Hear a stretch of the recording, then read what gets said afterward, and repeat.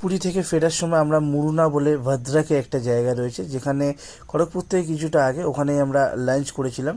Hemlata international, হ্যাঁ, যেটি NH-16 16-র ওপরে অবস্থিত। আর রেস্টুরেন্টে যথেষ্ট ছিমছাম, প্রকৃতির বুকে, চারদিকে সবুজে ঘেরা, এদিকে ট্রেন, এদিকে NH-16, আর সাথে পুকুর, গাছগাছালি ভর্তি। এখানে প্রকৃতির মাঝে বসে খাওয়া দাওয়ার একটা অসাধারণ সুযোগ, যেটা আমি মিস করতে চাইনি।